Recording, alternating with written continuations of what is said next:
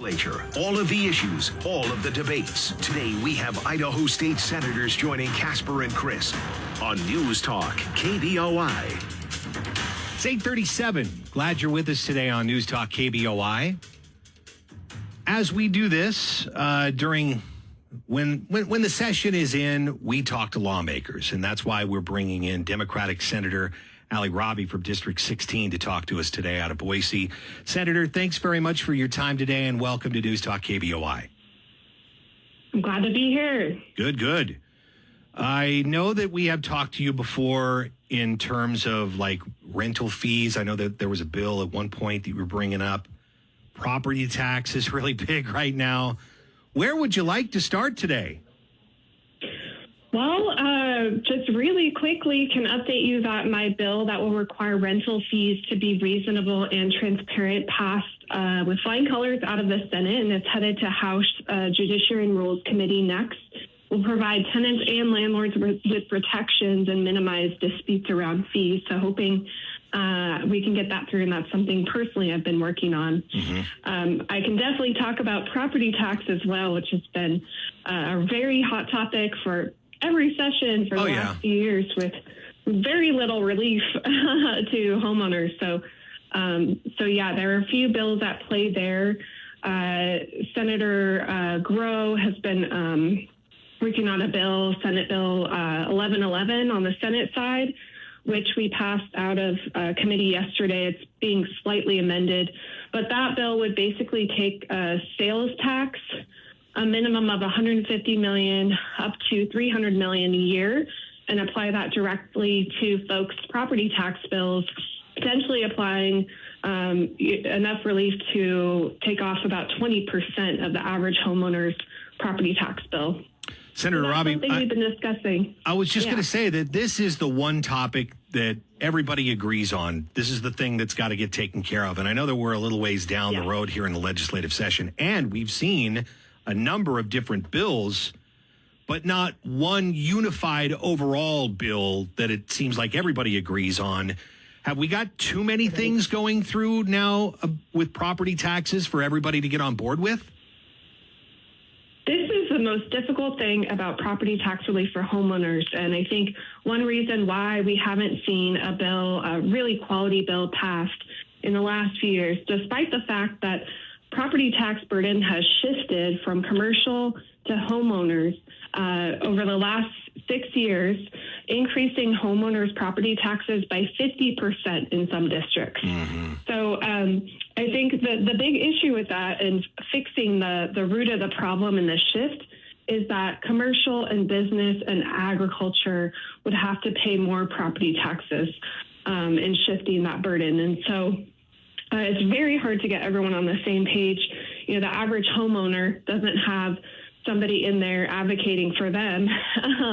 And so I think there's definitely tension between how do we provide property tax relief for homeowners and also, essentially folks, I think, have been catering to these other interests, corporate and agriculture, and refusing to fix that shift. That is a bill on the House side right now. It's a bipartisan bill, and it would re-index the homeowners exemption, which would fix the shift.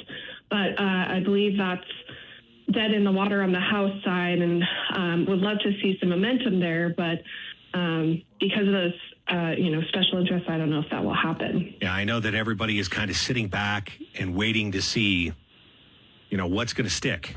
And do you have a feeling one way or the other about what's going to pass and what won't? Is there one that you say that might be the thing that happens?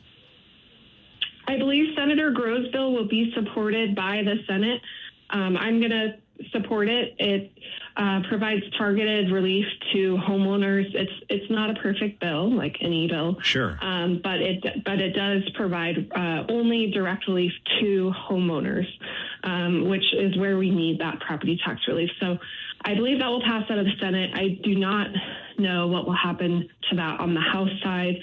I know there's a big, complicated bill being discussed on the House side, which pulls money from education, increases the homeowners exemption just a little bit. But I believe that may pass the House. I really don't know. So. All right. How about SJR 101? I know that's something that you're involved with as well. SJR 101 passed out of the Senate on party lines with actually one Republican no vote. It would change the Constitution to make the ballot initiative process essentially null and void in my mind. So right now, to get a ballot initiative on the ballot, you got to get 6% of signatures from 18 of our 35 districts. So basically a majority of districts. This would change the Constitution to require signatures from all 35 districts. It's the highest standard for a ballot initiative compared to any other state, and it would essentially give one district veto power over any initiative. We do believe that will pass out of the House, yes. And so in that case, what would happen is it would be on the ballot for voters to vote on because it changes the Constitution. So it would be on the ballot in the November 2024 election for folks to vote on. And I personally really believe in the ballot initiative process. The people are a very important fourth branch of government that should have the ability to get things on the ballot. And so I hope folks vote no when that is on their ballot potentially in next year. Senator Robbie is with us. Maybe I can ask why somebody would want that process to be harder. Why do we want it to be harder to get something on the ballot?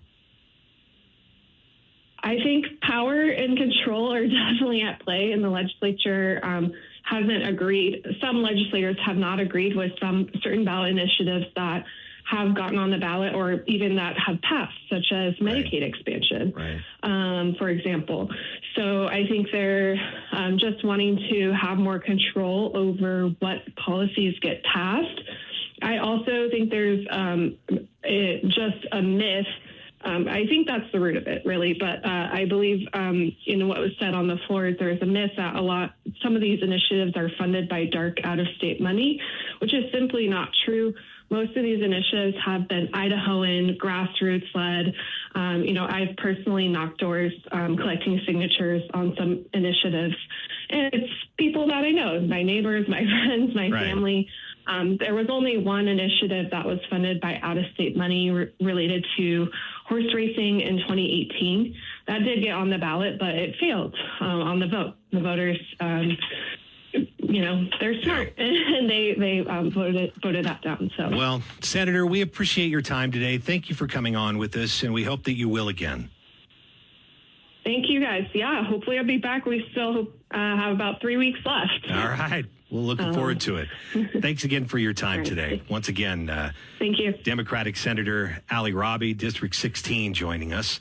We were planning to speak with Senator Chuck Winder today, but it looks like he's got a stand-in. We'll tell you more about that when we come back. KBOI News Time is 8:45.